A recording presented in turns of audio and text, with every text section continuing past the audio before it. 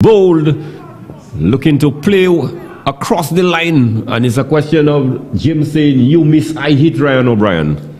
Yes, and the Soufriere lads, we saw head in the air there on that occasion by Emmanuel, playing all over that one, and the effort of James paying off for being well directed. He's attacking the stumps, and as long as you do so, there's a chance from the time the batsman makes a mistake, there's a chance when you breach his defense that you will be able to come up with a wicket. So the end of a very successful over bowled there by Kenrick James, picking up the wicket of the dangerous Julian Sylvester first, and then Extus Emmanuel. So the two openers are back in the shed. Hippolyte and Mesmin will have to do some real damage control. Definitely, they will have to. Just to round off some of the top run scorers, Jason Simon from Choiseul, he has 79 runs, and Sabinus Emmanuel 78 so far in the competition. Christian Shalry 62, Tarek Edward 58, and Chauvin Charles 56. Yes, so Malcolm Monrose would be entrusted with the third over, and he would certainly want to continue the sort of good work that we saw from James in the last over, picking up some 2 wickets for 3 runs, just what the doctor would have ordered at this point in time. So Monrose certainly would want to see the back of the experienced Ashley Hippolyte as quickly as possible. Monrose into Hippolyte, and he's beaten outside the off stump, square him up a bit there, Ryan O'Brien. Yes, bit wrong footed, the initial trigger movement, getting across, getting the right foot across, and this squad, I'm sure, could have done well with Tennessee Hippolyte as well amongst their lineup, but the batsman there this occasion, Ashley Hippolyte, is coming across, not making any contact at all, and the ball going through to the gloves of the keeper. Monrose again, just on about the off stump. Ashley Hippolyte equal to the task, resulting in no run. The bowler Monrose picking up on his follow through. So good start to the over by Monrose, bowling some 2 deliveries so far, 2 dot balls, unlike the previous matches where we've seen a number of the medium fast bowlers have bowled quite a few wides. This has not been the case with the soft Castries line bowler. This one is shot at the body of Ashley Hippolyte, wasn't in the proper position to effect the pull shot through mid-wicket, really found himself in an awkward position. But luckily for him, the ball did not take the top edge and perhaps went up in the air where he could have been out. Yes, he got cramped, and delivery was a bit quick as well. It rushed onto him, and he would have been better advised to look to push it into the offside. Hinsley Paul. So Monrose at the halfway mark of his over, 3 of deliveries gone already for just 1 run, keeping things nice and tight into Mesmin. And Mesmin in 2 minds as to whether to drive this one. We saw him committed on the front foot, and last minute sort of pulling the bat, pulling out of the shot, and the ball struck the under part of the bat and went down through the third man region, where they were able to come through for a single. Yes, definitely beaten by the line of that one, inadvertently playing at that one, and the ball just striking the bottom of the bat. It wasn't actually an intentional shot at all, and luckily for him, he was able to pick up a single. So Monrose in the midst of a good over, moves into Hippolyte, and Hippolyte looks for the drive outside the off stump. This one just move away slightly. So Monrose getting a bit of movement there, Ryan O'Brien. Yes, he is, and a batsman like Ashley Hippolyte, who is technically sound, I'd wonder how well that it suits their purpose to be batting at this stage in a T10 match. He's not one that's known to really really blasts it around the park. He's a very technical player, has a good technique. And he gets into position, shot, they whipped this one through the mid-wicket area. Is the ball going to win the race? Yes, it has. So Monroe's unable to close the over. He's a bit disgusted with himself, really serving a rank long hop to Ashley Hippolyte, who really disposed this one in the mid-wicket region for 4 runs, Ryan O'Brien. Yes, we saw early in the over, he was a bit cramped for room. On this occasion, it was of a much shorter length. He got into position quickly, although not really timing it the way he would have needed. Found the gap and was hit sufficiently well to get the boundary. Yes, 19 for 2 at the end of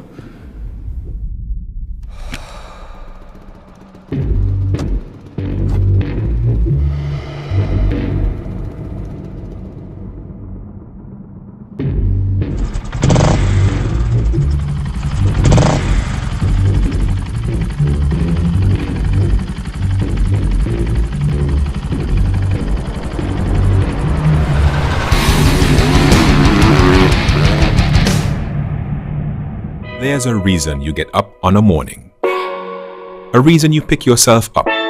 Start the day. Maybe it's because you know people like you are waiting for people just like you. For Republic Bank, that reason is you. It's all about making a difference in your life. Because after 182 years, if it's one thing we're sure about, is that the difference is you.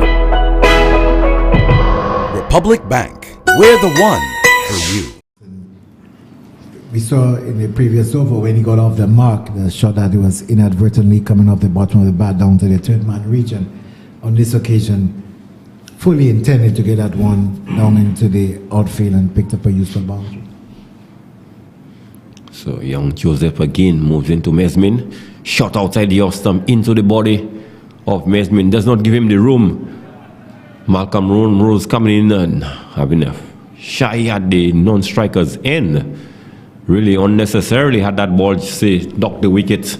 Ryan, it could have just ricocheted, perhaps for Ford. No one really backing up per se. Yes, very enthusiastic there. Monroe is coming in looking for the run out, but the batsmen were in. Luckily for him, the man who was at the orthodox long on position was able to pick it up. It went straight to him. It was going to some clip as well, but he fielded well and got it back in. Not too many conceded. So 7.2 is the current rate. They certainly would want to get this a little much healthier. Shot down the leg side. Ashley Hippolyte had a big swing at this one. Completely misses. Looking at some of the highest individual scores in this competition, Johnson Charles, 60 not out, and that was off 27 balls, 10 fours and 2 sixes, and that was a strike rate of 222.22 versus Grocery. Joseph again moves into Ashley Hippolyte. They go for a quick single. And Captain Mesmin got home safely. The Monroe's, the fielder coming in from the short cover region, putting in the dive, but completely missed the stump. But Captain Mesmin would have completed the run nevertheless.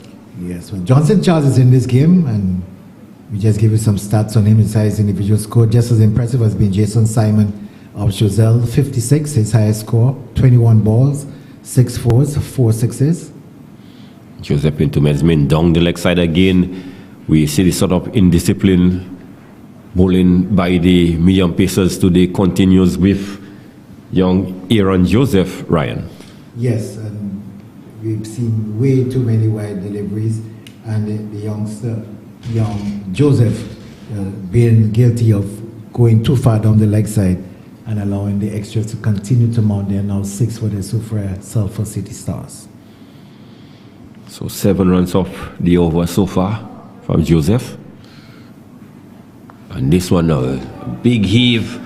The fielder on the backward square boundary. Oh, he made the real hash of this one. Not sure whether he lost the ball completely. From looking at his reaction right now, he seems to be suggesting that he completely lost this one, Ryan. Well, I I don't know if you could really blame it on the sun, because the sun seems to be completely obscured. The ball was in the air for an inordinate amount of time. He just stood there. Then probably someone told him, well, it's coming to you, it's in the air. And then he really moved late. And by the time he left, I noticed there was no chance that he would have been able to get there at all. Yes, so let off there for Captain Mesmin. And he goes for the almighty hip straight. Back past the bowler for 6. So good positive shot there by Captain Shanai Mesmin. Yes, it was a lovely shot. He seemed to have been very positive in that one. It was on the up. He hit it straight and was able to get up the full face of the bat and way over to the left of the long on fielder and picking up a huge 6. Jason Simon, as you told you, Greg, was in his 56, one of the second top scores in the highest individual scores tally. That came at a strike rate of 266.67. So it was the first appeal there by young Joseph and the South Castries Lion. Final delivery there of the 4th over, the end of a very expensive overrun, one would say, in the context of the game. Some 15 runs coming off the 4th over. Yes, it was. And definitely the Soufriere Sulphur City captain, Mesmin, he's rushed up to 14. He's batted quite well so far since he's come in 14 of 6 balls. 1-4 and 1-6. And just a quick look at the highest individual scores. Continuing down, Jedney Liebox 48 not out. He was after Charles and Simon, striking up 208.70 against the Mabrea Valley. And following him, Julian Silvestro, we've spoken so much about. He got 48 of 19 balls, and that was against Miku Sabinas Emmanuel, 48 of 21 balls versus Mabrea Valley, strike rate of 228.57. And Johnson Charles again featuring in the top list of highest individual scores, 47 against Papineau, 213.64. So we see Malcolm Monrose coming from the northern end, the media center end, to bowl the 5th over of the innings. Moves into Hippolyte. Plays this one back down the track where Monrose fields. So another good start to the over there by Monrose. He has bowled some 1.1 over, ran only conceding 6 runs. So he has done a fairly good enough job for his captain, Johnson Charles. Yes, he's been very, very, very, very disciplined, Malcolm Monrose. Again outside the off stump, and he's out caught behind Malcolm Monrose. They're picking up the wicket of Ashley Hippolyte, looking for the big expansive drive, and the ball, as we did indicate earlier on, seems to be moving around for Malcolm Monrose and getting the outer edge of Ashley Hippolyte. Yes, a bit of a loose shot outside the off stump. Very good delivery there from Monrose. You must give him the credit. It was perfectly length and just around that corridor of uncertainty, drawing Hippolyte into the drive expansive to maybe just a hint of movement away, coming off the edge, and a good catch being taken by the keeper. And definitely the Soufriere Sulphur City Stars losing one of their more accomplished players. But as I was saying, Ashley has too much of a good technique to actually be batting at that point in a T10 blast. He's a very good player, very good technique, and in this format, you need someone who will be going much more for the bigger shots, and he's very much orthodox and certainly not too well placed for that position where he batted in this squad. So with the dismissal of Ashley Hippolyte, brings in the young Kevin Gassi, left-handed. He would be facing up to Malcolm Monrose, 1.2 overs, 1 for 6. So Monrose into Gassi, and crumped for room, and they look for a quick single. Kemal Charles coming from the Point region, a little slow to react, really. What one would say perhaps a more agile fielder, Ryan perhaps could have effected a run out. Yes, probably. But one can't help but notice how business-like Monroe's is approaching his task here at the Darren Sutton Cricket Ground. Very good effort for the South Castries Lions. Monroe's has just aborted his run. So a lot will be dependent on the captain Mesmin. Some 14 runs off just 6 deliveries, ran with a strike rate of 243 so far. But he'll have to continue. And this one is just slightly shot outside the off-stump, and they have hesitated. Oh, a chance for a run out. And the fielder completely missed. And they were able, it was Johnson Charles actually, who had a throw at the stump. And they were able to come back for 2. So a chance given there by Johnson Charles. Yes, a possible chance for the run out, but he did do well, maybe a little more accuracy, and Mesmin could have been found short. So 38 for 3, 4.4 overs bowled. Captain Mesmin certainly would have to play a captain's knock today. He has started well, 16 of 7. Current rate 8.14. Again at the stumps, Monroe's really not giving Mesmin the room to really free his arms, Ryan. It's very good, intelligent bowling there by Malcolm Monroe's.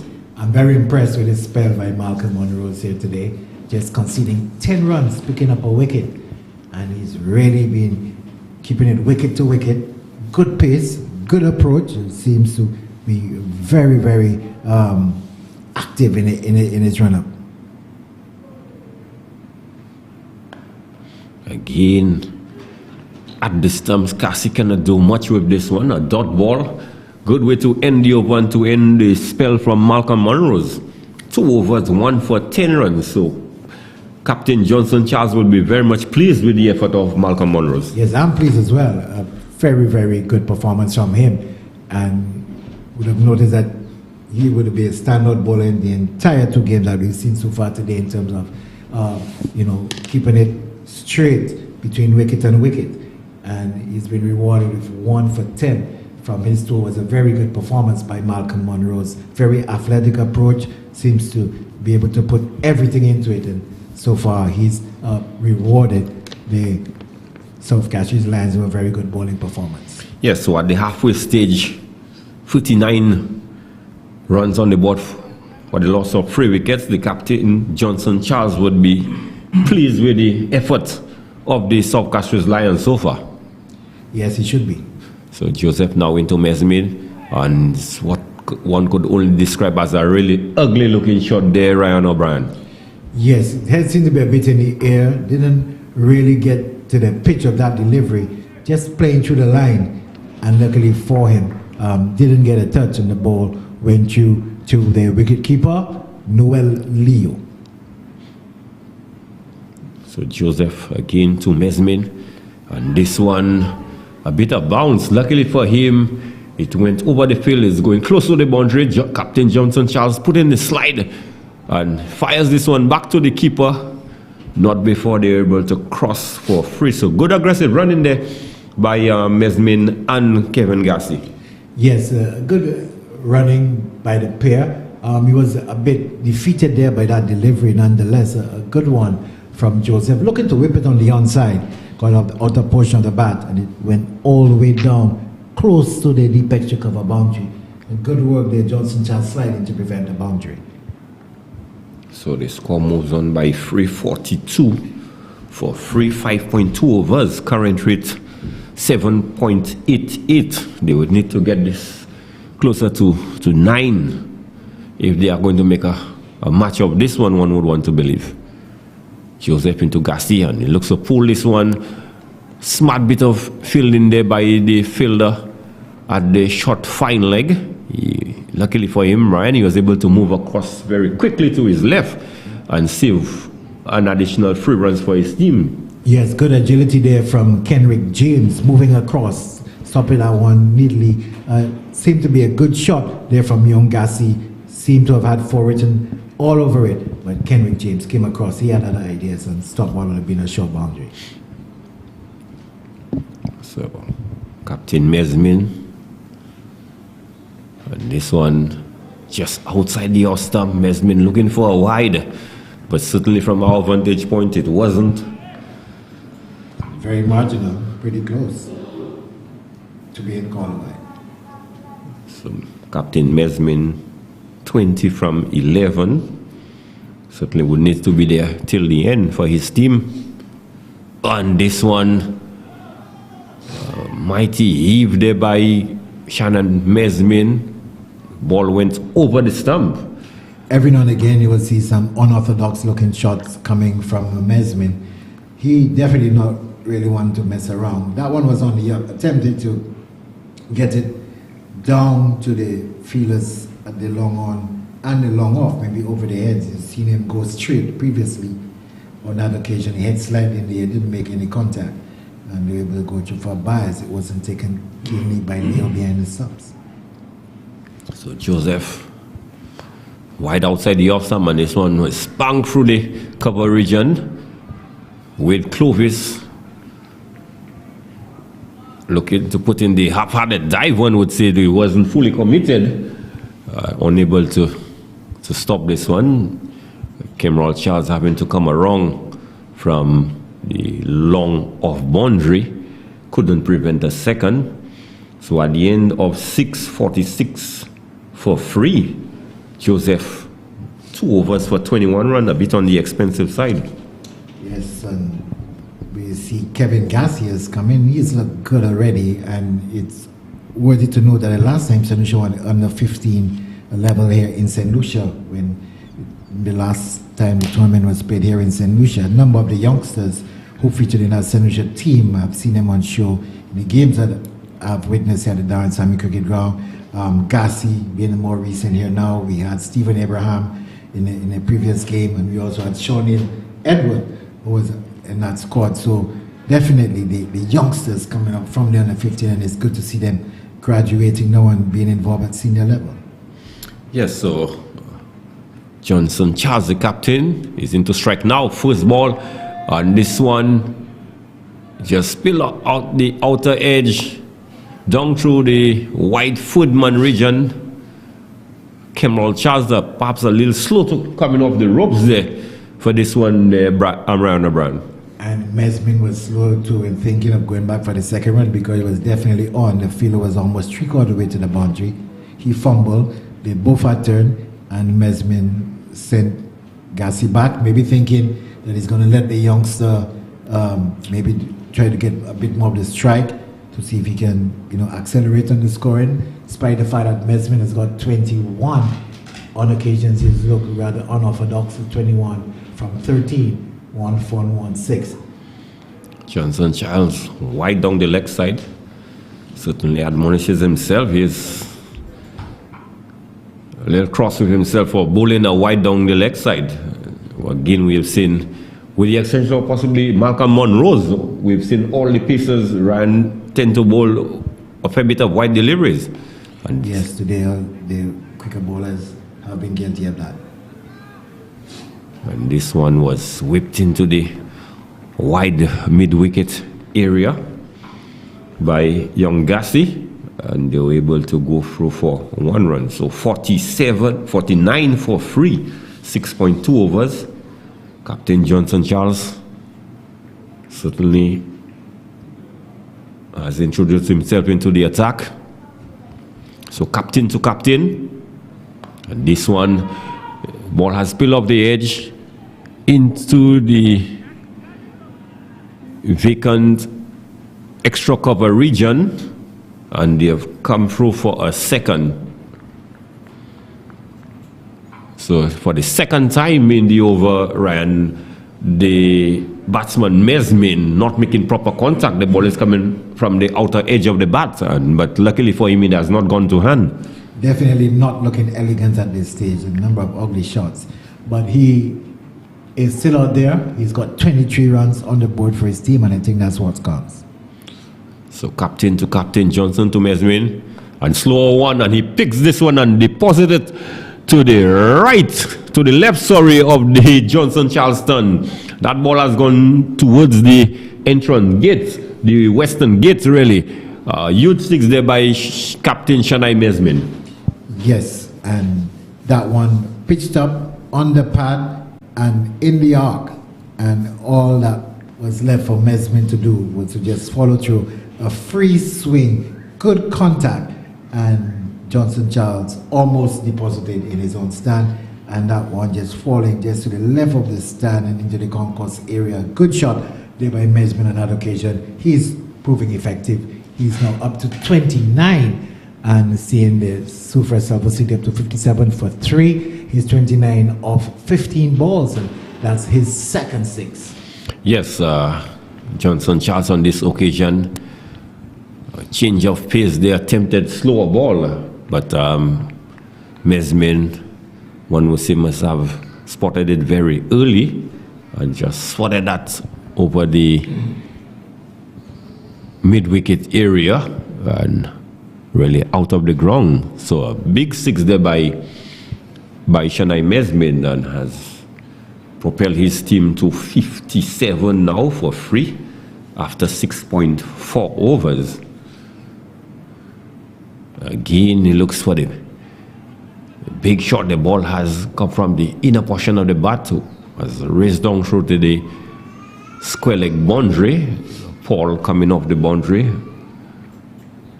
collected, but couldn't prevent the batsman for crossing for 2.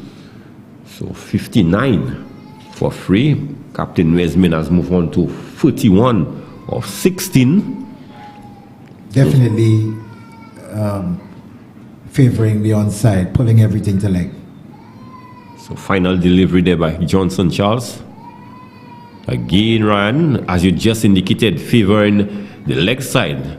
A ball wide outside the off-stump. Perhaps would have been best advised to hit it through the offside, but Mesmin attempting to drag this one from outside the off-stump into the mid-wicket area and completely misses.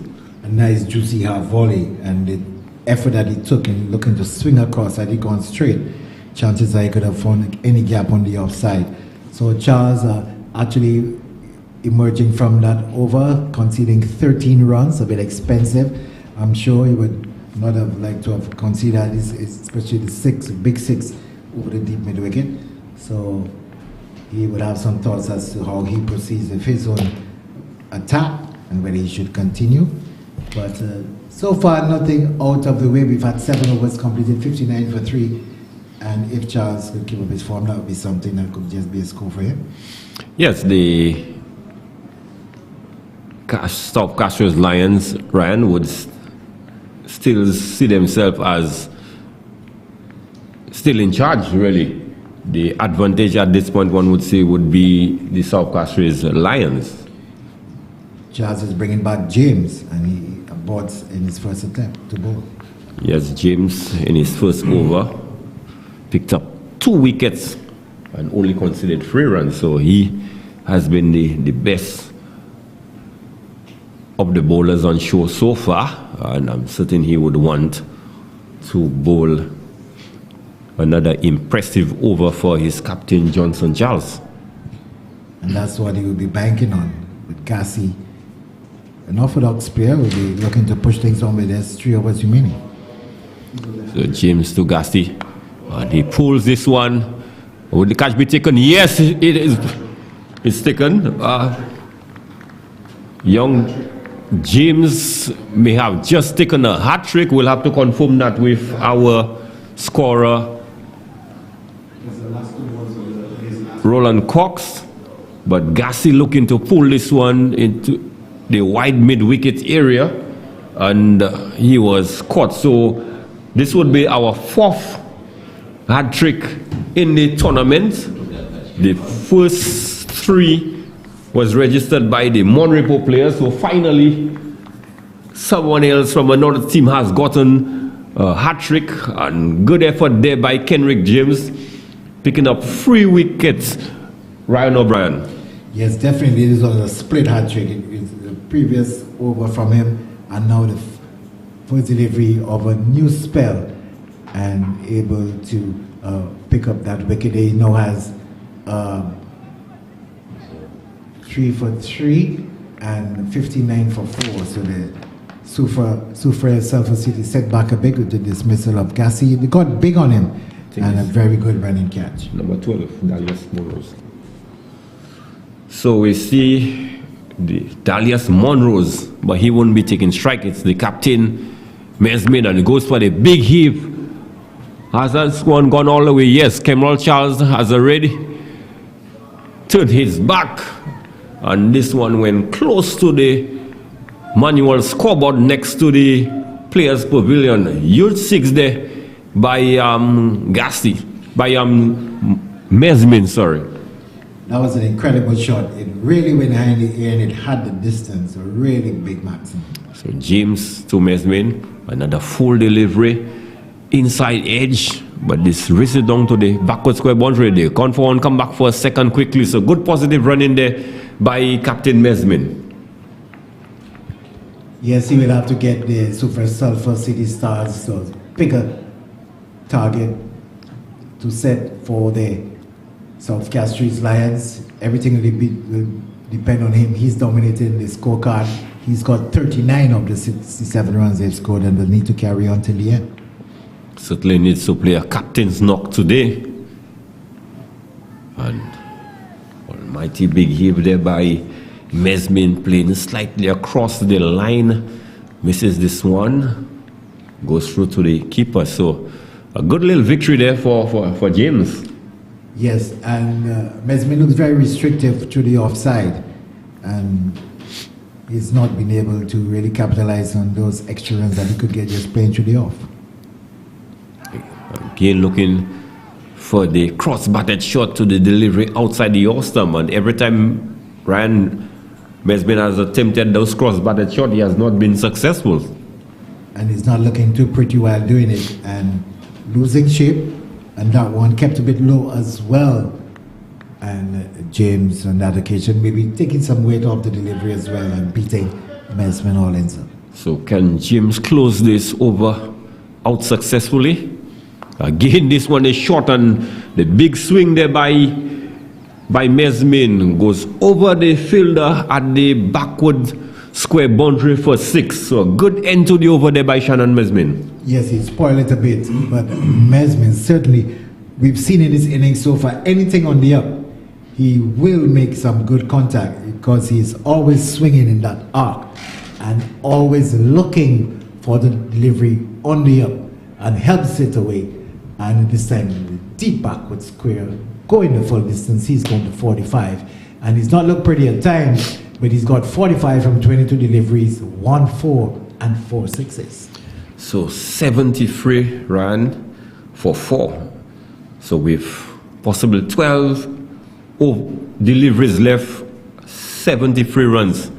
What could be the possible final target, you think, Ryan? Yes, it seems right now that between 90 and 100 will be on the cards, particularly if Mesmin can continue to get most of the strike and if he can actually get some deliveries in his arc. And this one is short. Batsman in an awkward position, but one bounce backward of square for 4. So Monrose certainly getting onto the arc. First ball from Leo, shot into the body. Did not have this sort of room to free himself, but somehow was able to get this ball towards the backward square region for 4.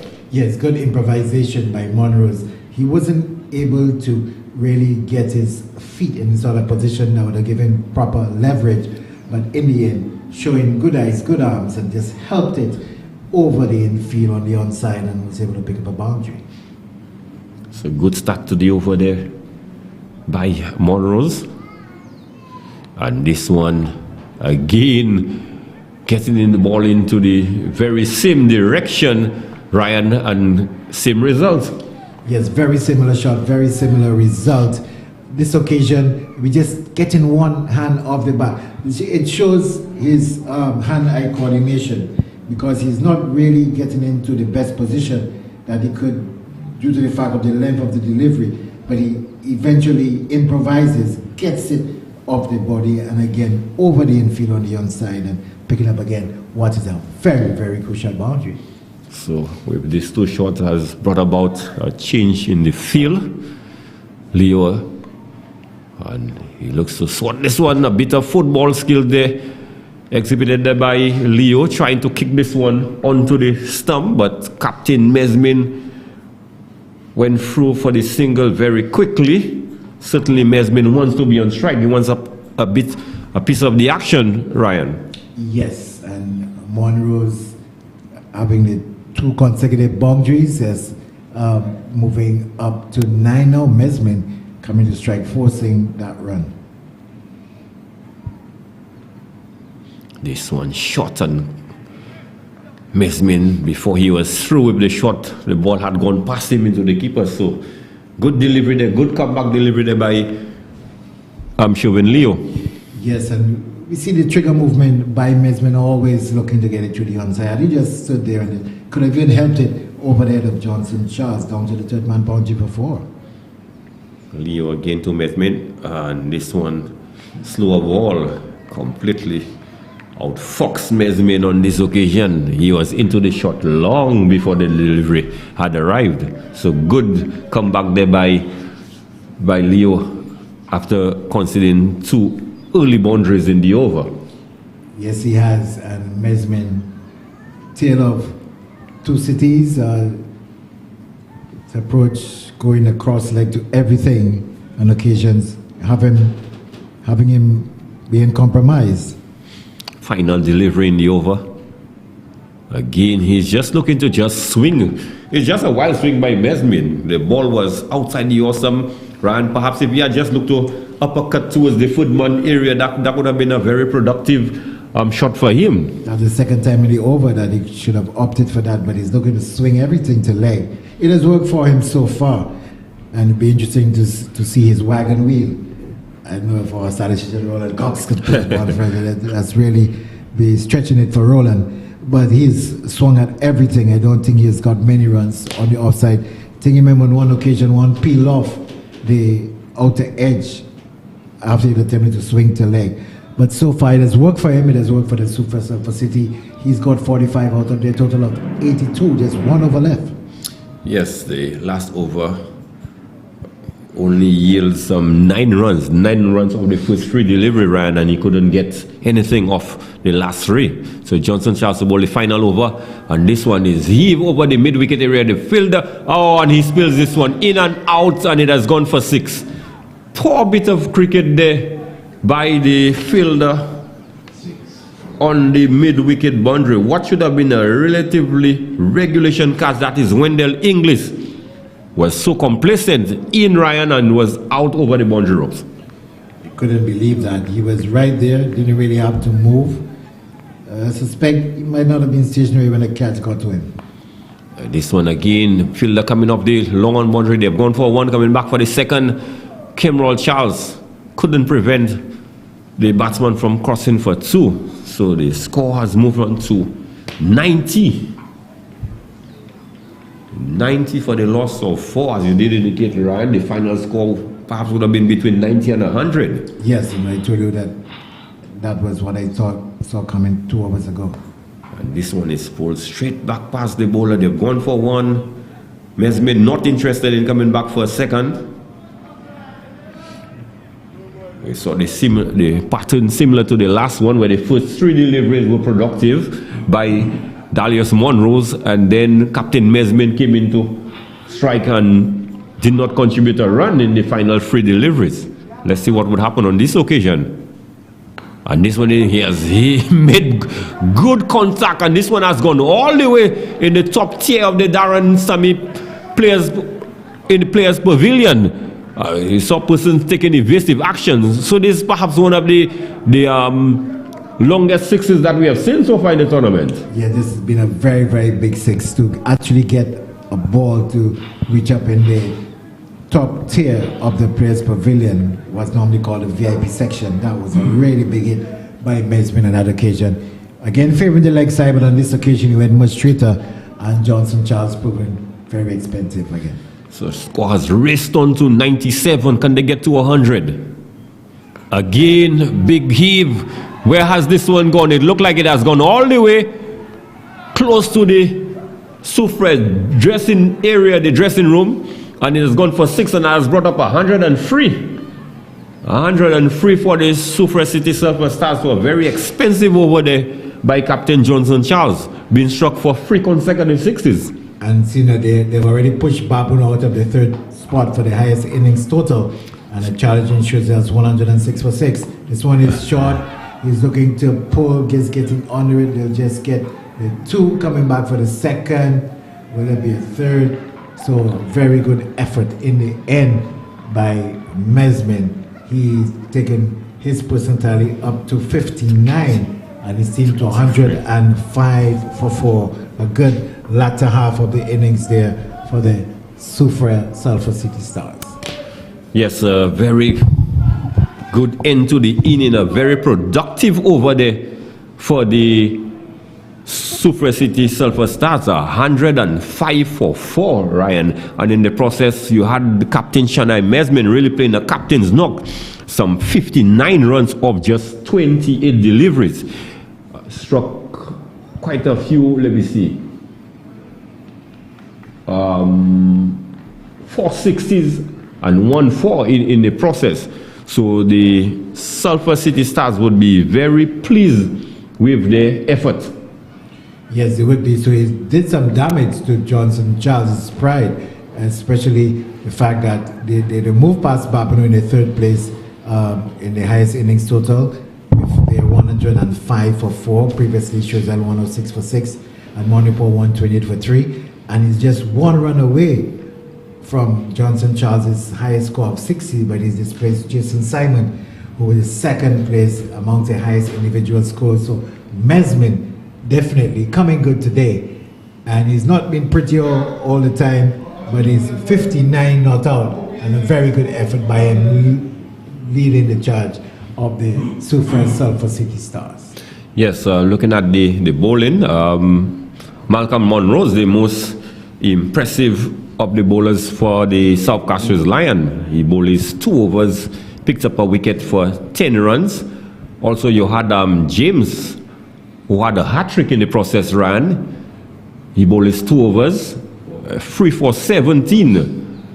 And you had Leo, 2 for 19. But Captain Charles, really 2 overs for 36 runs. Yes, very expensive option there, Julian Charles. Johnson Charles opting to use himself as the 5th bowler, and in the end proving very costly for South Castries Lions. So we have it there. The South Castries Lions would have their work cut out for them. 106 for victory. Can Johnson Charles prevent his team from going 2 down?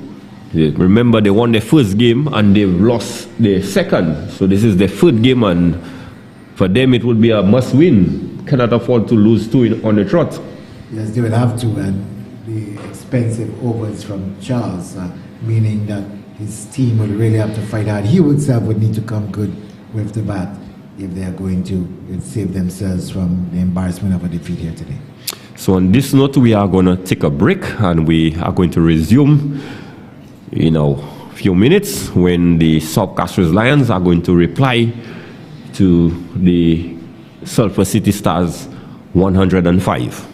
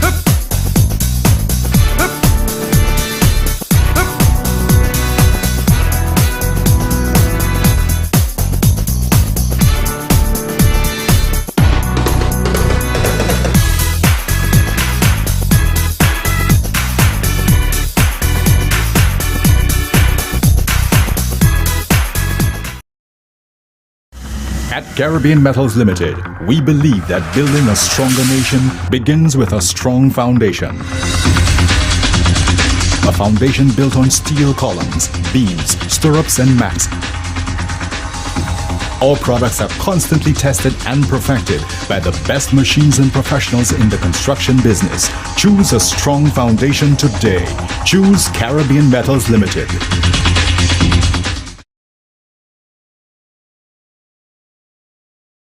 There's a reason you get up on a morning. A reason you pick yourself up. Start the day. Maybe it's because you know people like you are waiting for people just like you.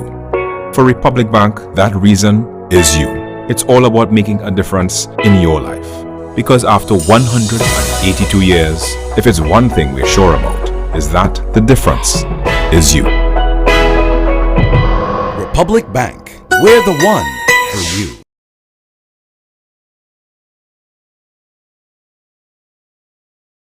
How do you define quality, durability, and protection through micrometers of metal? How do you differentiate a made-to-last a lifetime roof versus cheap sheets of metal? And just how do you put a value on investment protection and the longest warranty in the business? You test our materials, you bend it, scrape it, and ask every roofing professional. Then, we double dare you to take the quality test before making your next purchase. Thousands of satisfied homeowners attest to our one defining feature: quality. Caribbean Metals Limited. We've got you covered. Guaranteed.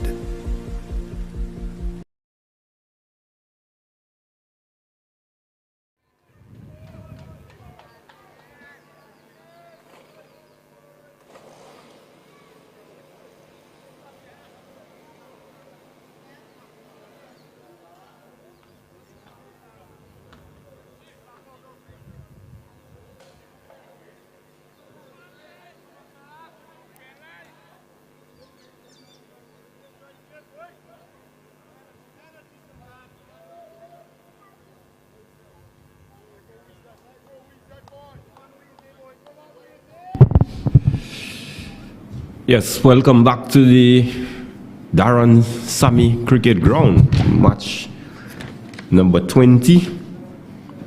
Soufriere Sulphur City Stars versus South Castries Lions. In the first innings, we saw the Sulphur City Stars posting a formidable total, 105 for 4. So the South Castries Lion Ryan would have their work cut out for them, and more so Captain Johnson Charles and young Leo. A lot would be depending on these two to perhaps set the platform if Noel Leo, if the South Castries Lions are to pull off a victory. Yes, the work not only cut out is also drawn out as well, because the latter part of the innings by the Soufriere Sulphur City Stars really getting up to a very decent 105 for 4. The entire South Castries Lions will have to be focused if they're going to pull off victory here today. So it looks like Wayne Prosper would be taking up the attack from the Players Pavilion end. Umpires just looking at his watch to ensure that we're going to have a prompt start. Yeah, Prosper, very experienced player. I remember managing him at the under-19 level when he played, and he's been a regular fixture in the Soufriere outfits. So, Prosper into Charles. Big expansive drive outside the off-stump there by Johnson Charles. Misses this one, and the ball goes through to the keeper. So, good start there by Wayne Prosper. Yes, Wayne Prosper getting that one well up to Charles. Charles looking to make room to switch his one through the offside, and Charles not making any contact, the ball going through to the keeper.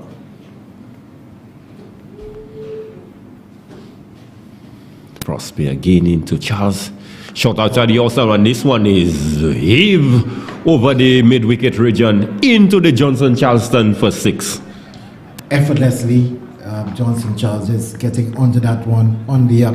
Picked it up well, he judged the line perfectly and just helped it into the stand. Very classy looking shot from Johnson Charles. And that's the sort of player he is. And as he says, see ball, hit ball. Yes, certainly so. Good positive shot there by Johnson Charles. Really, I think he signaled his intention to win Prosper. Shot again, he gets into position, heaves this one again into the Johnson Charleston. So 2 consecutive 6s by Johnson Charles. Yeah, this one not as time as the previous one, but he got sufficient bat on it, got a bit under that one. It was a bit closer to him. And Prosper has a lot to think about now. How does he adjust his length to Johnson Charles? Maybe he would have noticed that the first delivery that beat the outside edge was much closer to the batsman. And I'm sure that would be something he will have to resort to. Johnson Charles in a no-nonsense mood now.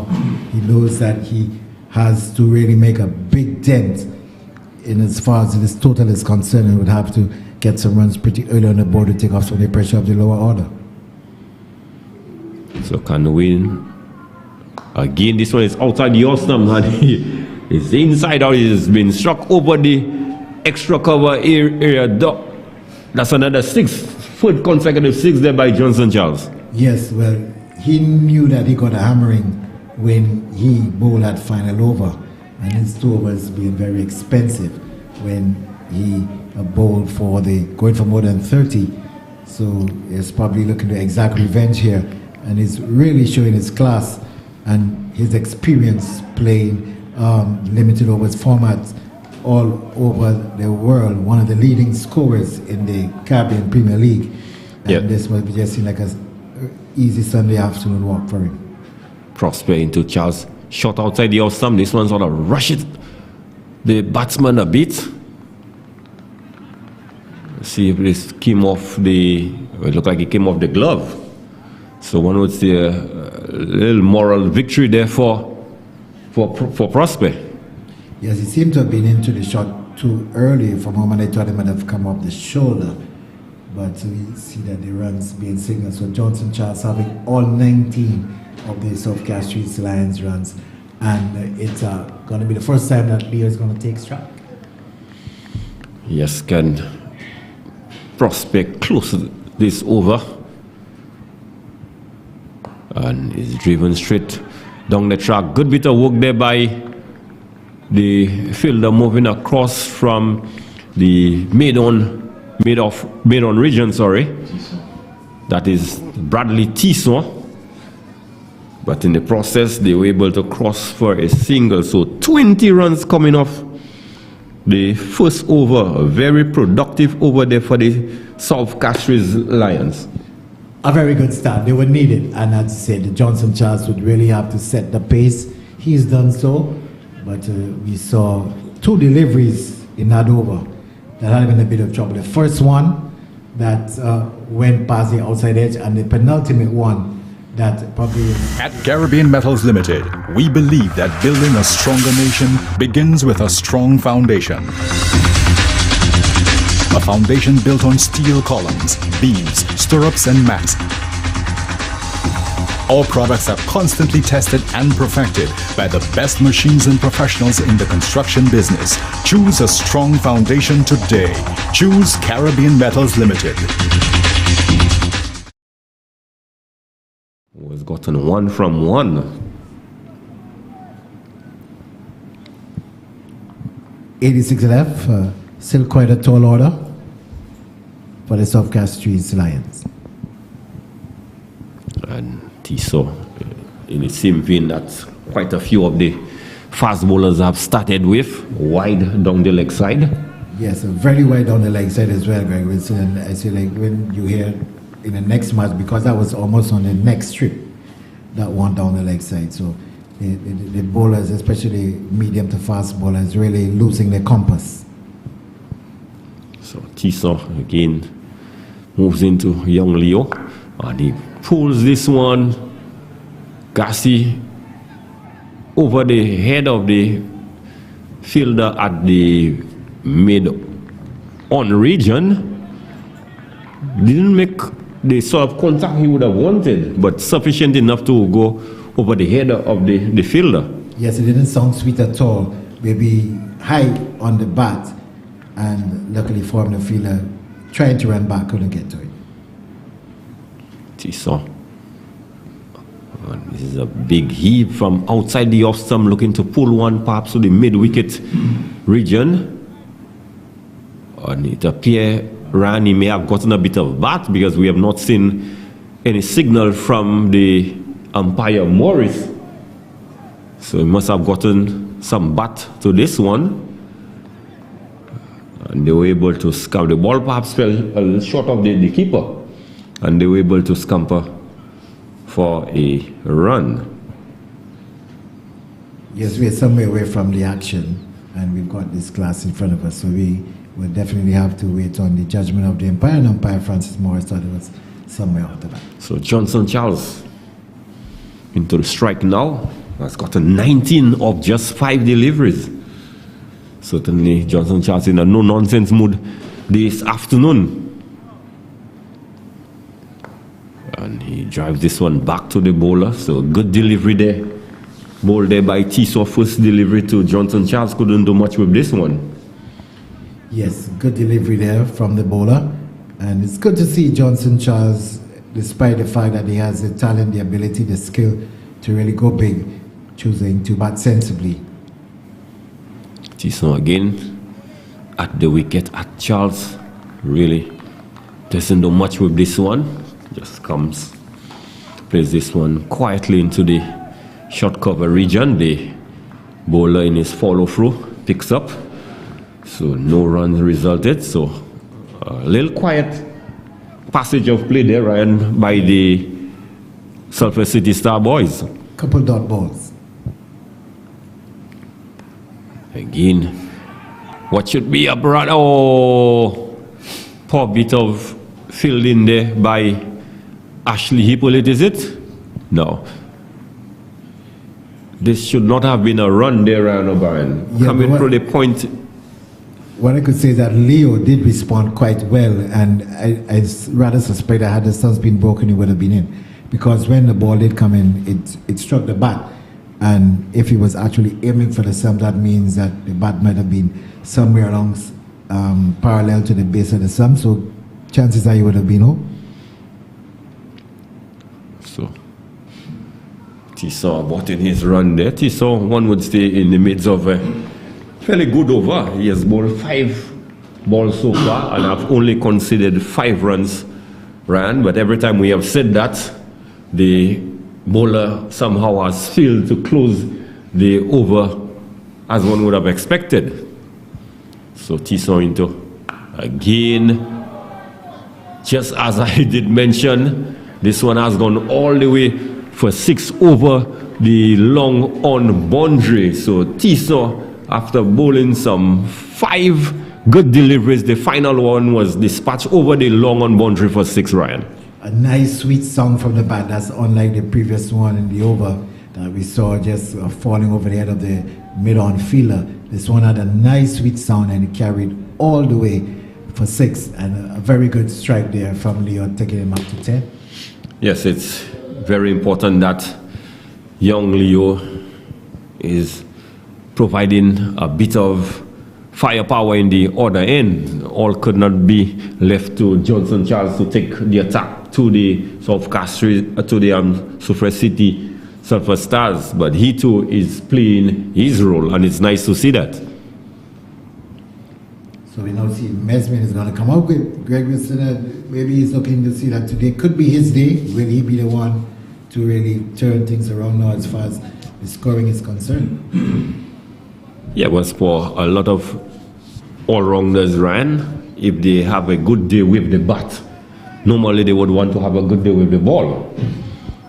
Johnson Charles, I'm sure, wants to return the favor. And this one just full on the leg side and whipped this one past the short, fine leg fielder down to the boundary for 4. It was a strange looking shot by Johnson Charles. The delivery, though full, was dipping. He had to go down to meet it. And from home, I thought he might have just gotten under his bat, but he had sufficient bat on it and run it all the way down to the wide-ish long leg region and picking up a very useful ball before you see me. He's rushed up to 24. Good start to the over. Mesmin second delivery. And this one is up and it's struck. And this has gone past T10 at the mid-on region. The mid-of region. This ball was powerfully struck. Before he could have taken 2 steps across, Ryan, it had already gone past the boundary rope. Yes, for a moment it seemed as if T10 might have been in business, Bradley T10. But he's just on the edge of the circle, and Johnson Charles for a lot of bottom hand in that one. From the time he got over the infield, it was definitely going to be 4 all the way, very powerfully struck. So 4-8 from 2 deliveries. And this one, Johnson looks to perhaps deposit this one outside of the ground completely. And completely missed out. So one would say a good comeback delivery there by Shanai Mesmin, having considered 2 4s in his first 2 deliveries. Charles drawn into a very false shot and bad looking shot as well. He could have opted to play the orthodox method and go over the infield on the offside. So captain to captain. This one is full. And a big miss there by number 17, is it? Ashley Hippolyte. Ball struck straight to Hippolyte. And had he just collect cleanly and through to his captain, Shanai Mesmin, a run out was certainly on the cards, Ryan O'Brien. Yes, Johnson Charles could have been in some danger. He was a band playing the shot, had to move off quickly, would have been maybe with a slight momentum playing on the front foot. Ashley Hippolyte, the most experienced, the senior citizen on the Soufriere Sulphur City Stars, just bobbling it on the first attempt, allowing the batsman to go through for that quick single. So Mesmin a little disappointed with the effort of Hippolyte. So he moves down to Leo.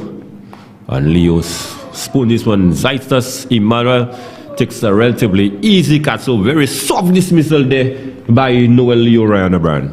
Must have been drawn into a shot. Maybe playing too early. Maybe a slow delivery. And as we told you, Mesmin could be the man to do it today. He's had some runs with the bat and coming with the ball. The Soufriere Sulphur City Stars captain coming in now and picking up the wicket. And Leo, as you said, a very soft dismissal, maybe deceived for pace. And the South Castries lands in the first wicket, 40 for 1 after 2.5 overs. Still a relatively good start with just 1 ball remaining in the 3rd over. A 40-run partnership for the first wicket, but most importantly, Ryan, the captain Johnson Charles is still out there in the middle.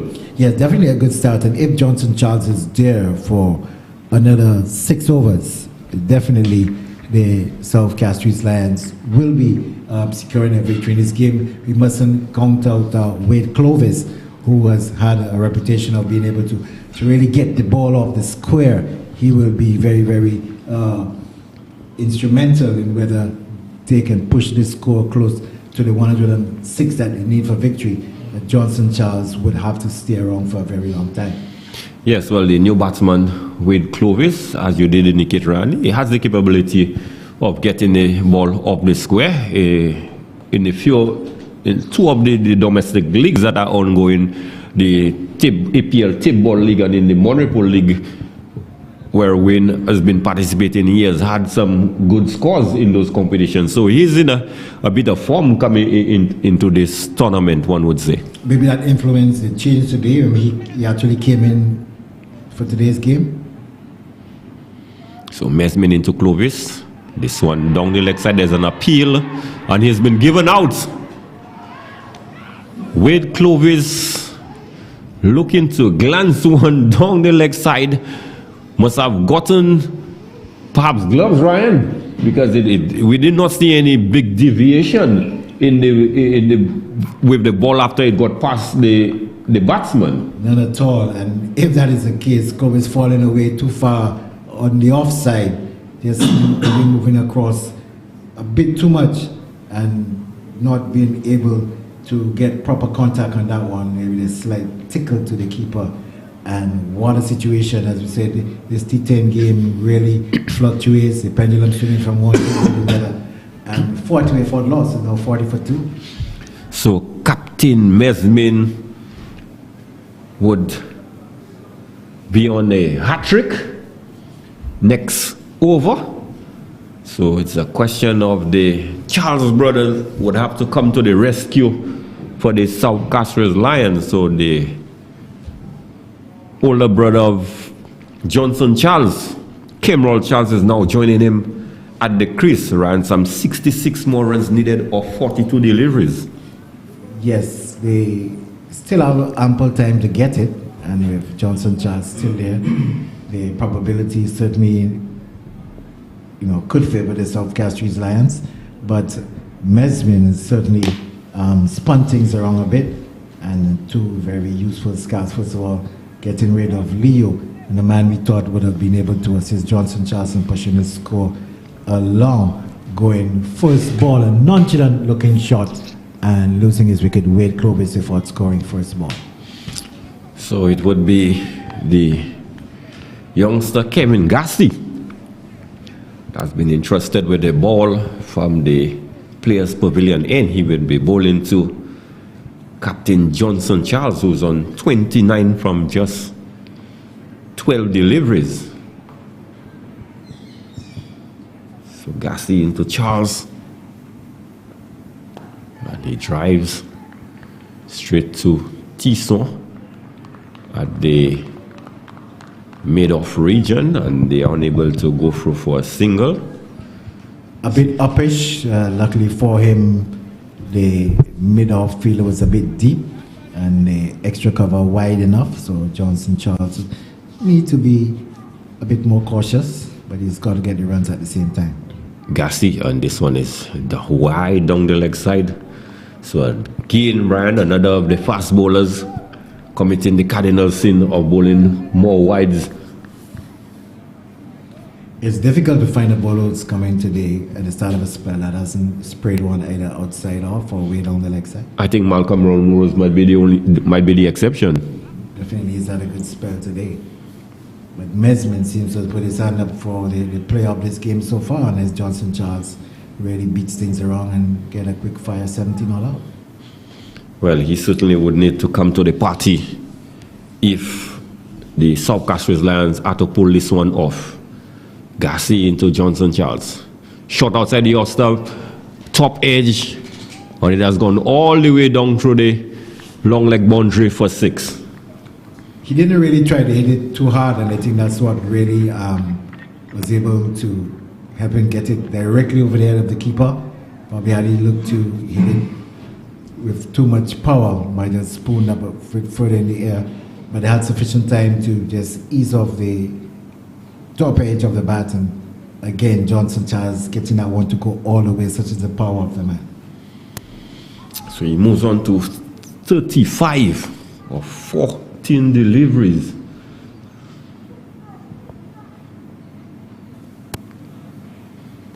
And he looks to work this one.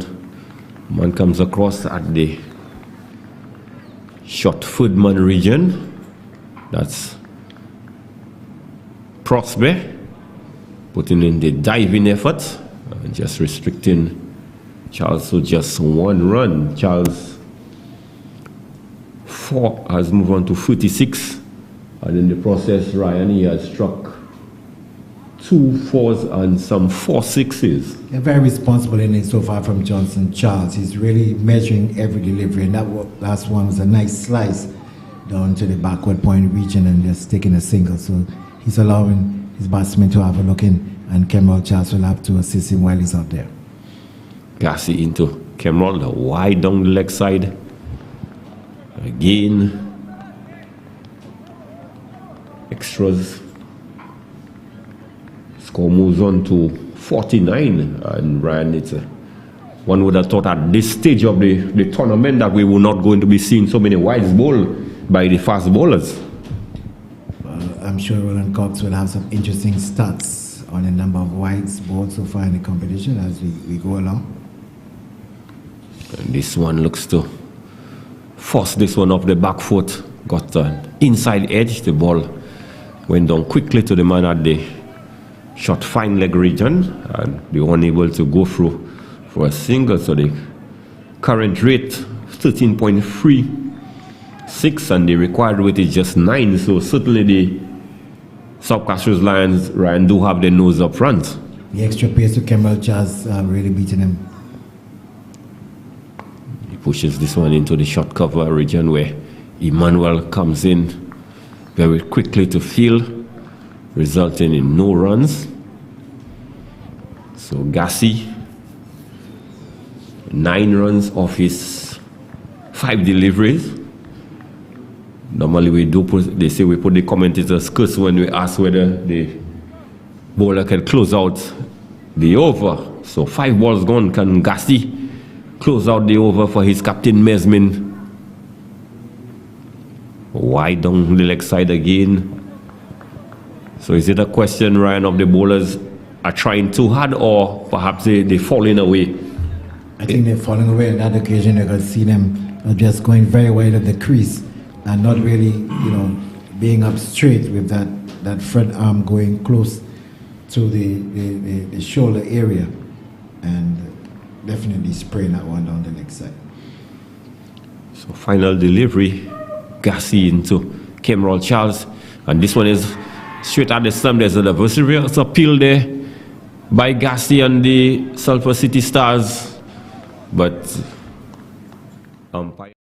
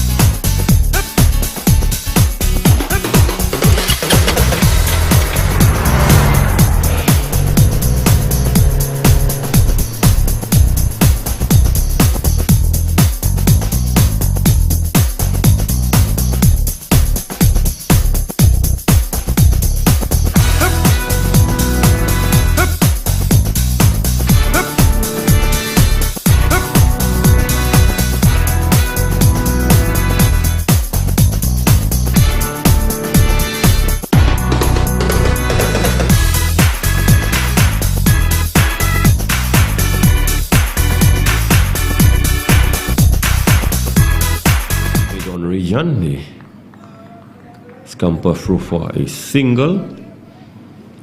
I must say that Charles is batting very responsibly and setting the example for his team. We know him to be a very swashbuckling player and maybe going at everything, but we've seen him playing more deliveries on his merit, and my statistician Roland Cox said he's played so throughout the entire competition. So this one, Cameron Charles just works this one into a vacant mid-wicket region, just outside of the 30-yard circle. And the captain, Johnson Charles, wasn't interested in coming back for a second.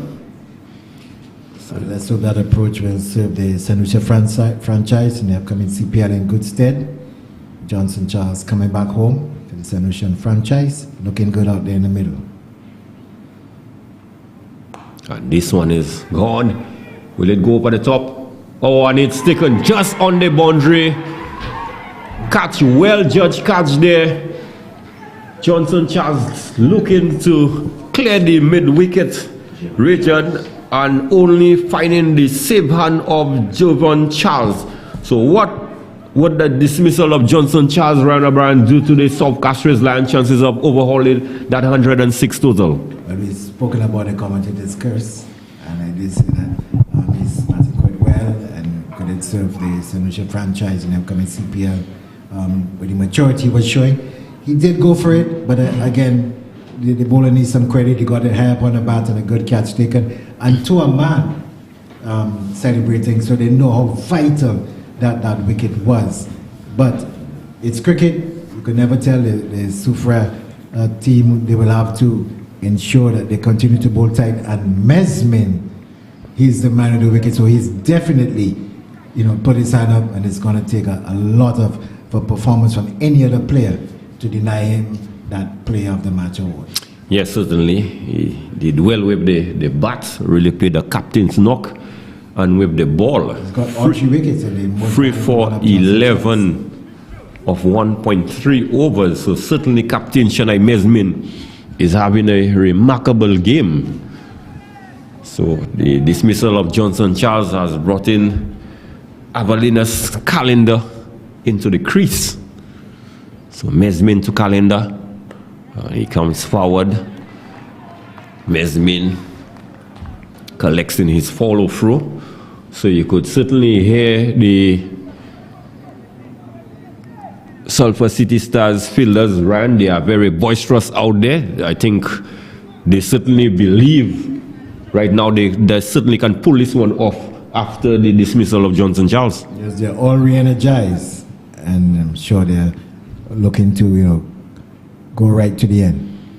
And Calendar playing what one could describe an ugly shot, wide outside the off stump, looking to swat this one through the wide mid-wicket region and completely misses this one. So as we look at the equation, 54 runs needed of 32 deliveries. It'll be very tough for the South Castries Lions. Johnson Charles, he's gone, and it's going to be a much more grim picture when he's only able to watch from the pavilion. Yes, and Kemrol Charles really has not come to the party yet in the tournament. So they have gone for one, perhaps thinking of a second. Good work done there by the fielder coming off the mid-wicket boundary, restricting the batsman to just 1 run. So the end of a fantastic spell there by... At Caribbean Metals Limited, we believe that building a stronger nation begins with a strong foundation. A foundation built on steel columns, beams, stirrups, and mats.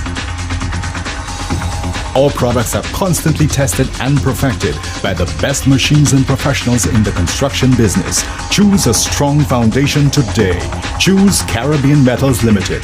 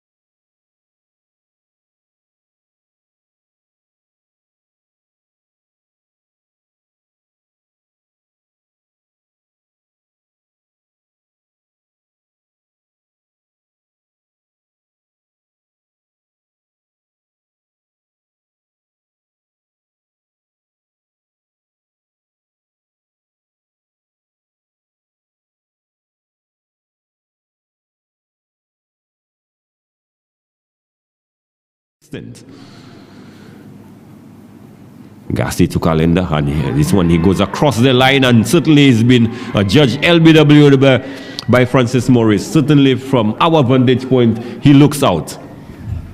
Going across the line of delivery, a cardinal sin, cardinal error, going across to the delivery straight on the stumps. So a disappointing innings by him so far. He looked a lot off balance, a number of deliveries striking him on the pad. And on this occasion, umpire Francis Morris raising the dreaded finger. 53 now for the loss of 4, and the South Castries Lions are back really up against the wall. Johnson Charles is returned to the pavilion again, showing a pattern for the time he goes.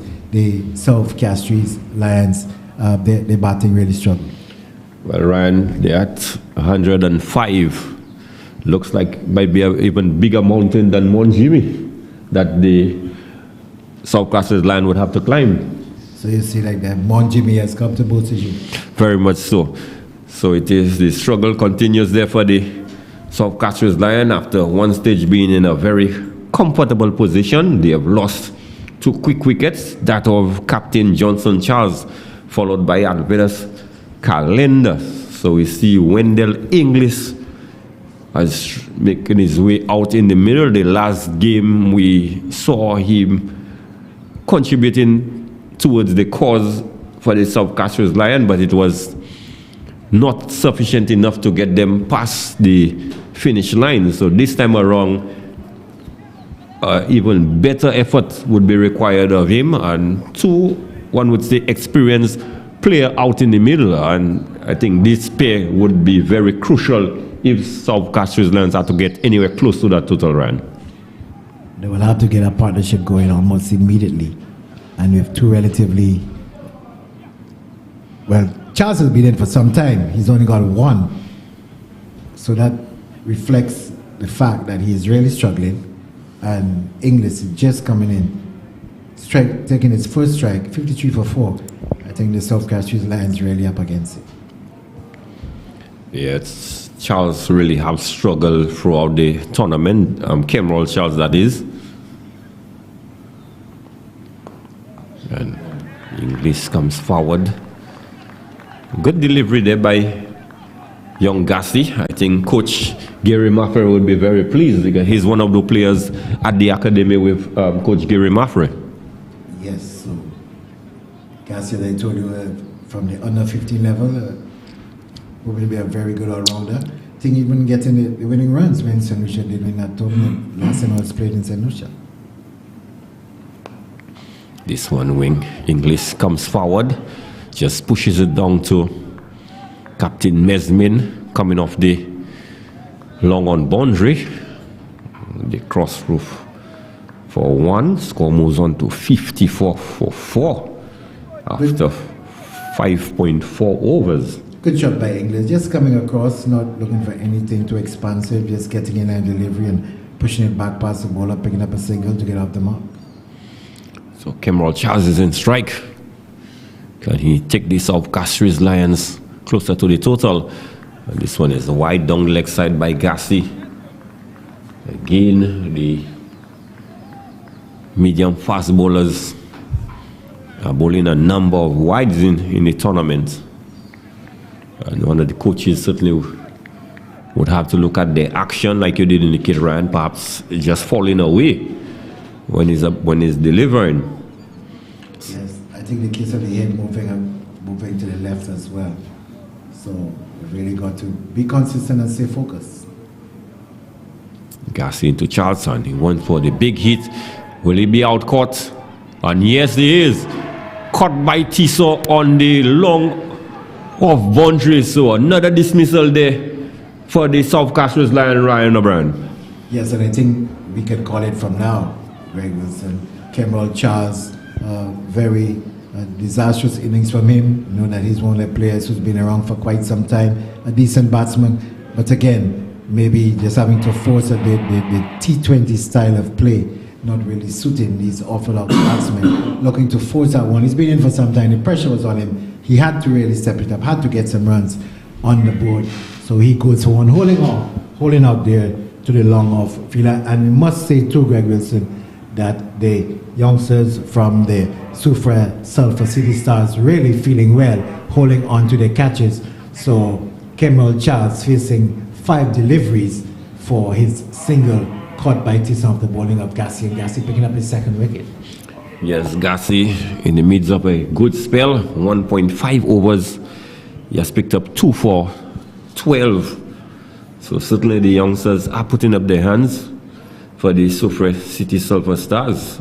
They are playing good cricket, good effort in the first place with the bat, and now with the ball, ably led by the inspirational captain, one would say, Shanai Mesmin, who has certainly led with the bat first, and then he has come out and led from the front with the ball.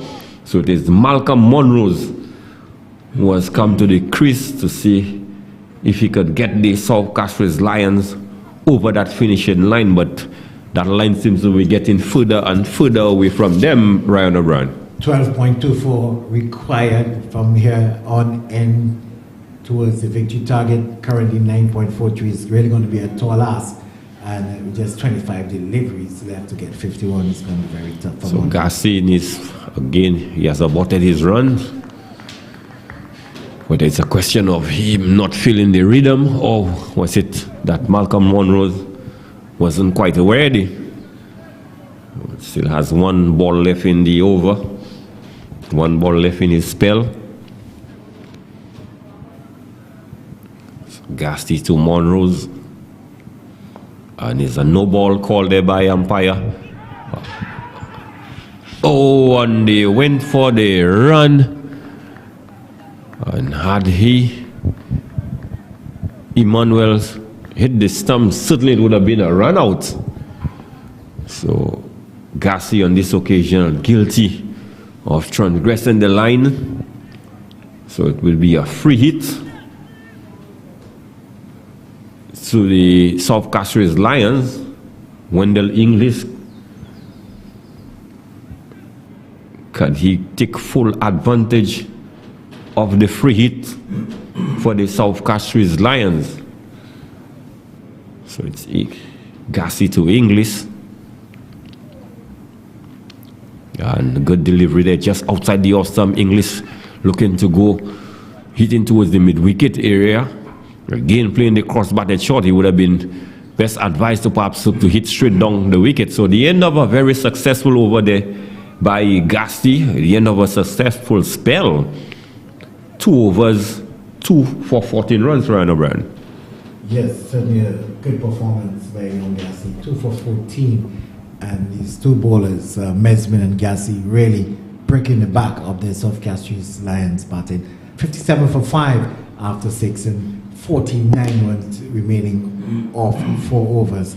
It's really the advantage, certainly the way of the Soufriere Sulphur City Stars.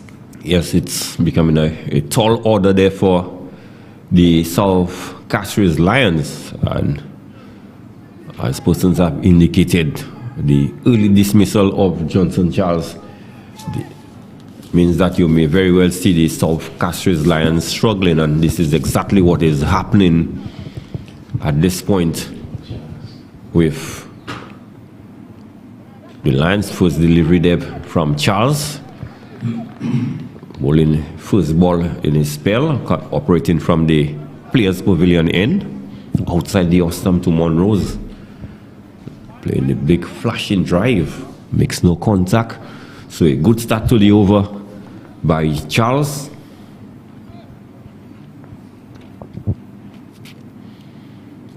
Charles to Monroe's again, outside the off-stump. Looking to pull one that perhaps kept a bit low. Really did not have the sort of length, Ryan, for that sort of shot that was attempted by Monroe's. Yes, and he could have probably looked to push it to the offside. He had more gaps on the offside, and they would have probably been able to pick up a couple. Decided to tug it to leg, and just 1 run resulted. So Charles would be bowling to English for the first time. Wide outside the off-stump, getting a bit of bounce, and certainly this one went through to the keeper very quickly. Before English had completed the shot, Ryan, the ball was into the gloves of the keeper. Good deceptive pace on that occasion from Charles, and just warming to his task. And the good thing about him so far is that he's been able to keep a very decent line outside the off-stump. So Charles certainly bowling in good areas so far. Charles to English, and poor delivery there, and batsman getting into position very quickly, hits this one towards the backward square. The fielder moving to his left simply had no chance to cut this one out. So good shot there by English, Ryan. On that occasion, Charles delinquent in length and line, providing an easy help down to the backward square region all the way down to the boundary for 4. So 4 additional runs, the total has moved on to 62. So 44 required of next 20 deliveries.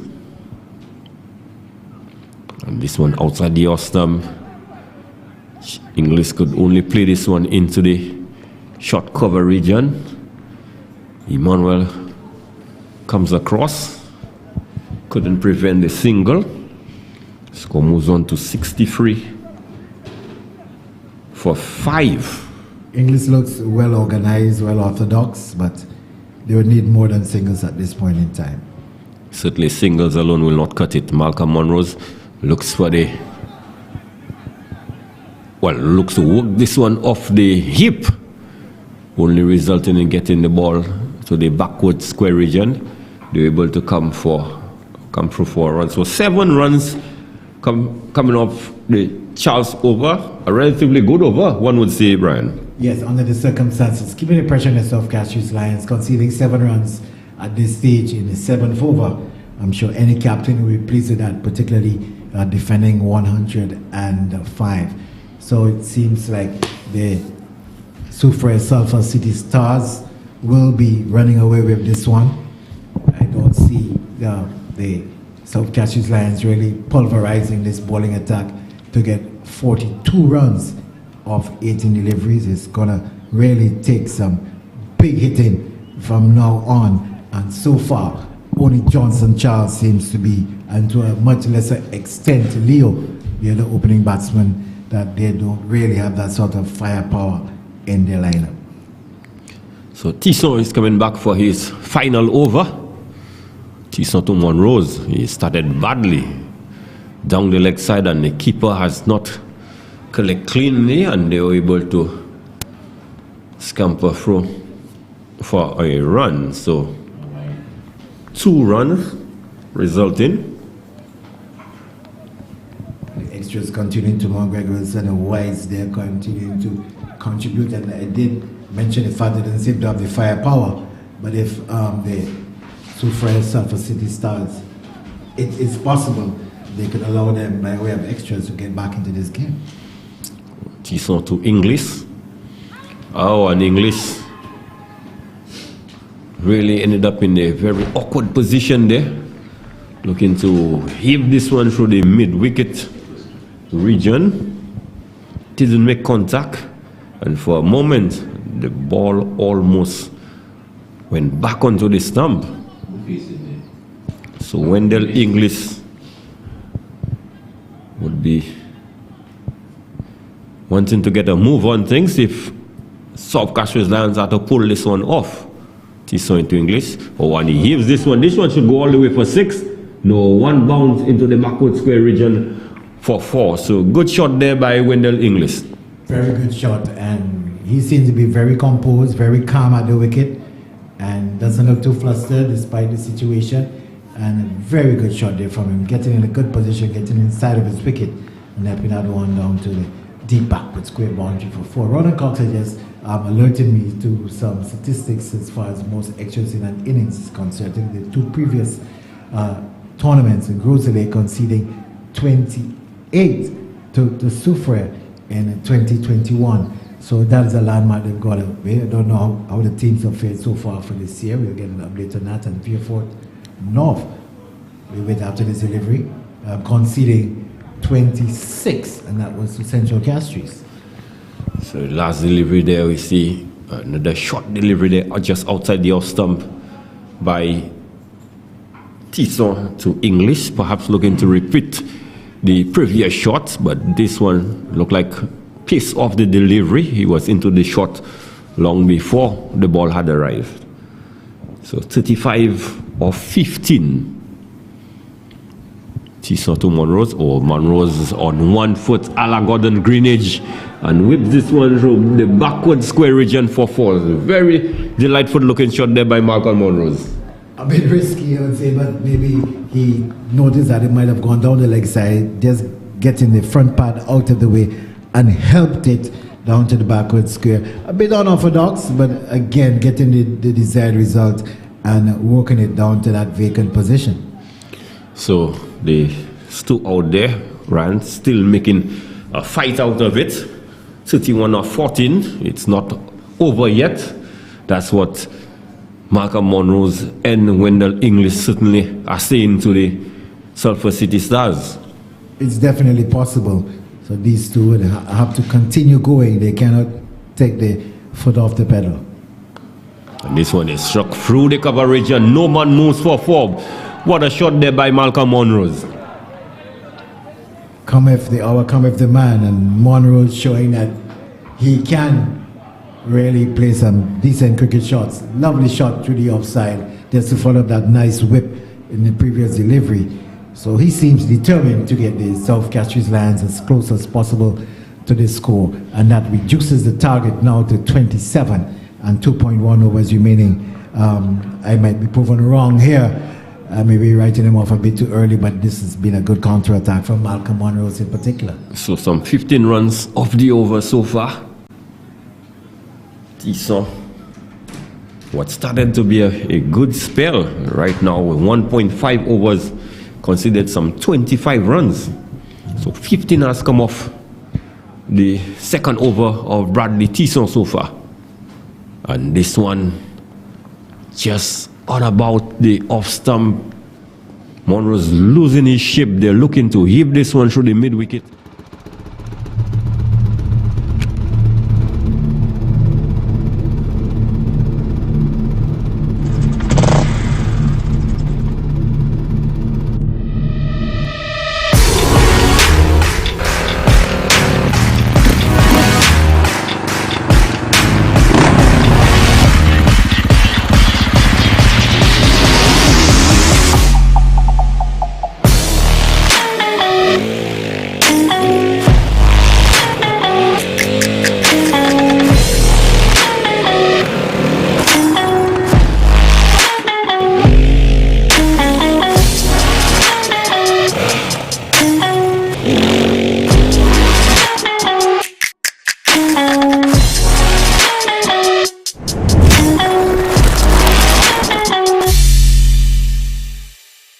As to which direction the match would be headed.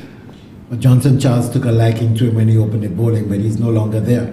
And Monrose, I think it's definitely not Johnson Charles. They don't possess the power and maybe the talent.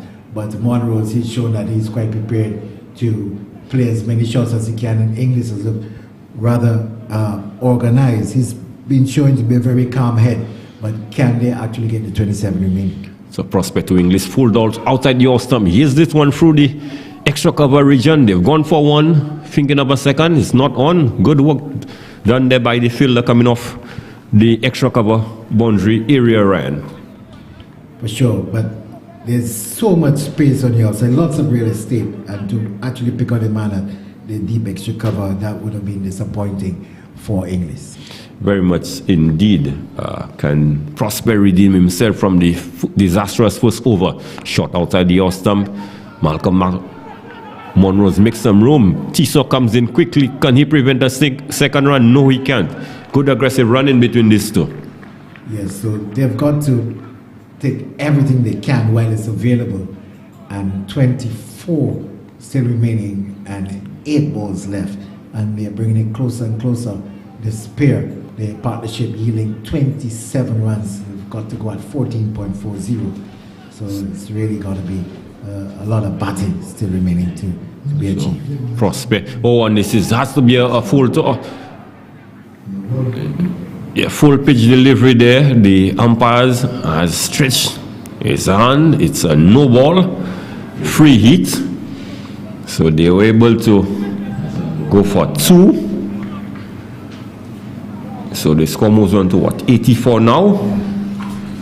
Well, Prosper has been disappointing with his experience, not able. He was first with Johnson Charles, and it was difficult for him. The mood Charles was in the target that they had set. So it's a free hit, and English hits this one through the cover point region. The fielder comes across,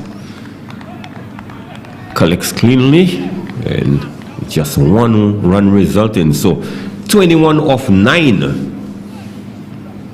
Was a wise decision by the fielder. Didn't make any sense trying to rifle a return into effect a run. Just needed to keep it calm and keep the scoring down, keep the pressure on the batsman. So Win Prosper into Malcolm Monrose. Just outside the off stump. Monrose looking to cut this one. Ball kept low slightly, but went through to the keeper. So good dot ball there by Win Prosper. Again, we see a batsman moving away to play a delivery a bit wide outside the off stump. You need to get closer. There's no way you're going to move away from a ball and start wide and going to make any contact. Just come across, push it into the offside, pick up a single or two if it finds a gap. 21 off 8. Prosper into Monroe's again. He's making room, Ryan, to a ball of a foolish length. Now he's rehearsing what shot he should have played. Yes, the trigger movement was better. At least he got further across, much closer to it. But on that occasion, the right leg was the one that come across. Probably had he used the left leg, might have been able to, get much better leverage and to be able, if not, there's an edge into the offing, can beat the keeper and run on to a fine third man for 4, but he didn't make any contact. So final delivery in the spell for Win. And Malcolm Monroe's looking to make room again. Getting the under portion of the bat, the ball goes through to the keeper. The cover region, Emmanuel comes across, collects. So 20 off 6. Good over there by Prosper in the context of the game, just conceding 7 runs. Yes, very good. There's a reason you get up on a morning. A reason you pick yourself up. Start the day. Maybe it's because you know people like you are waiting for people just like you. For Republic Bank, that reason is you. It's all about making a difference in your life. Because after 182 years, if it's one thing we're sure about, is that the difference is you. Republic Bank, we're the one for you.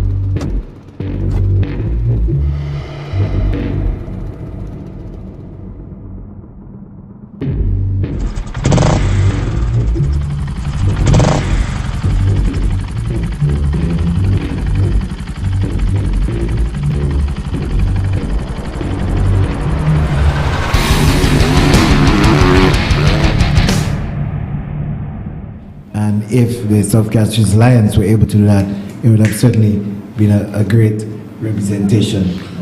So it looks like Charles will be coming back for his second over. Considered just 7 in his first over. So first delivery outside the off stump. Again, we see Malcolm Monroe's Ryan looks to tend to move towards the leg side, giving himself some room and getting away from the ball, so it makes it difficult for him to make contact with the deliveries. Yes, he's not judging the length that well, and was delivery that could have come forward to, and it kept a bit low as well. So Charles to Monroe's again. This one is signaled wide by umpire. Morris, the keeper, is not happy, and from our vantage point, one would say, Rand, this looks very marginal. Very, very marginal. The keeper, I'm sure, very disappointed. I was a bit surprised by the call, but as you said, he's much closer to the action than we are. But nonetheless, just the extra run for the wide, the extra is going up to 12, but it's going to be a tall order to get 19 runs of the remaining deliveries. And this one is struck hard through the cover region, straight to Gasty, who throws to the bowler Charles, just 1 run. So 18 off 4. Mathematically, it is still possible, Ryan. Yes, but there's a lot of maths that they're going to need. And 4 deliveries, 18 runs. But judging for what you've seen so far, it's going to be very difficult. And this one, an attempted pull over the mid-wicket. The ball drops just inside the 40-yard circle. Unable to scamper for 2 quick runs. 16 off 3. So it means that you need 2 sixes and a 4 or 3 sixes to pull off the victory. So that means either way, this delivery, barring an illegitimate ball, should be going to the boundary if they're going to achieve victory. And this one is swung into the mid-wicket region. They've gone for 1, come back for a second. And that's all it's going to be. So unless there are any balls that probably would have disappeared, ran into the boundary, one would safely say that Soufriere Sulphur Stars should be on their way to victory. Yes, and maybe on their way to the next round of the competition as well. So 14 required of 2 deliveries. And this one is outside the house stump, and English misses this one, and we could see the players are already celebrating, knowing fully well that's just 1 delivery left and some 14 runs required. So the Sulphur City Stars are going to pull off their 3rd consecutive win. So Charles into English, he looks to hit this one over the long on boundary for 6. So good end to the inning for the South Castries Lions, but certainly not enough. 98 for 5 after 10. So good convincing win there for the Soufriere City Sulphur Stars. Well, English little much too late. 22 not out, Monroe's 15, giving some support. But the South Castries Lions, following the dismissal of Johnson Charles, faltering at the end, 98 for 5. But they've gotten much closer than they seem to have at one stage. And in the end, the deserving win for the Soufriere Sulphur City Stars. Yes, Brian, we could see the celebration out there. The guys are actually... It's a carnival atmosphere. It looked like that victory really means a lot to them. Castries, so that they would be pleased to be consecutive. They are one step closer to the knockout stage of the tournament. Well, you could have seen at the dismissal of Johnson Charles, the manner in which they celebrated, the entire mood changed around. They became much more enthusiastic. They believed in themselves, and they were able to really bring it all to the end. Yes, so the players are exchanging pleasantries out there, congratulating the Soufriere City Sulphur Stars. They were able to pull out a convincing victory at the end against the South Castries Lions. We only had a good effort there from the captain Johnson Charles, 38 of 17 balls, and Wendell English towards the end, 22 of 15. Well, looking at the Soufriere's run in the 2022, in the 2020, in the Dream 11 competition in St. Lucia, this is the 3rd edition, but the previous 2, they have been able to pick up 3 wins, so this is actually the 4th win. They lost 7 previous to this one, so they must be inspired with this 4th win, and it has taken them into a much better position, as you've been hearing from Greg Wilson. That's why they're still celebrating over in the dugout to get themselves closer and putting themselves in with a chance of lifting the trophy this year. So a good performance by them this year, restricting the South Castries Lions to 98 for 5. Johnson Charles, he getting 37, the mainstay of the inning, 17 balls, 2 fours and 4 sixes. Greg Wilson, 217.65. But when he left, that was it for the South Castries Lions.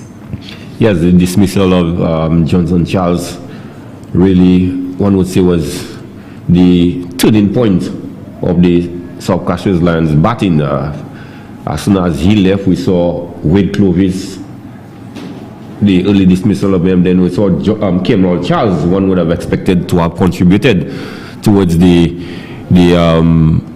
success if they were to be of South Castries Lions, and that really wasn't to be.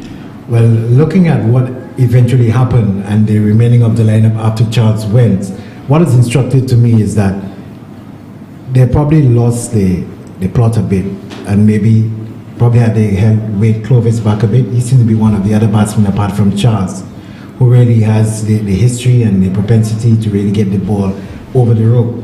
Maybe had they kept him back a couple of positions after, but when he went, first ball, when he came in, it added that extra pressure to the batting lineup. So maybe had he stayed around a bit, he would have been able to lend some sort of support at the back end, but that's again in hindsight, and who knows, performance could have been much different, but a good showing by the guys from Soufriere. Yeah. So at this point, we will join Dave Albert, who is with the captain of the two teams, and we'll also find out who's the.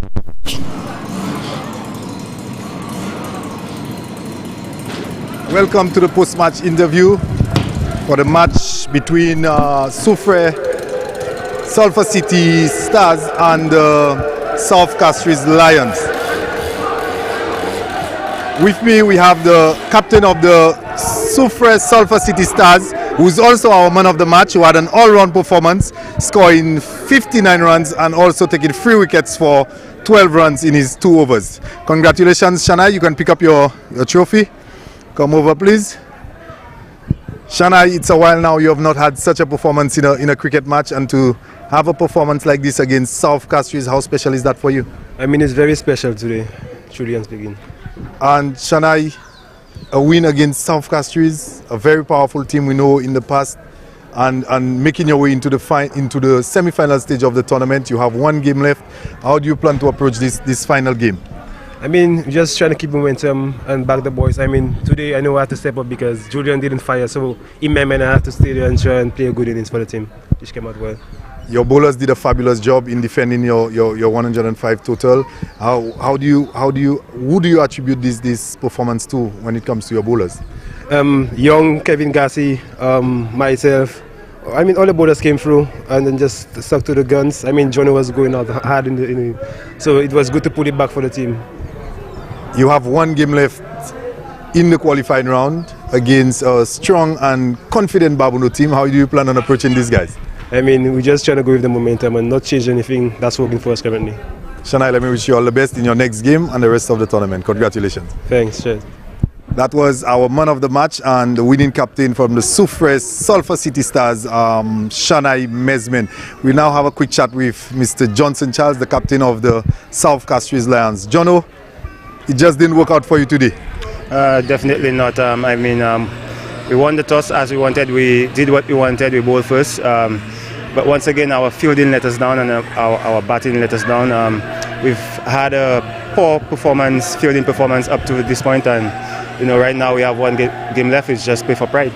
Okay, Jono. Now it almost looked as if you all are not going through the next round of the tournament. What is next for the South Castries Lions? Well, we just have to go back to the drawing board and go and work on our fielding and our batting, and get it stronger and get it working for us, and look forward to the next tournament. Jono, let me get into your little personal business there. You getting used to playing at the Darren Sammy Cricket Ground, because we know that's where you'll be with the Kings this year.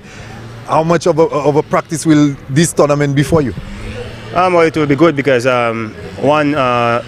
I'll be getting to know how the surface is playing, pick up the pace and balance of the surfaces, and it's always good to play cricket. It keeps you in form. So I've started my campaign from now.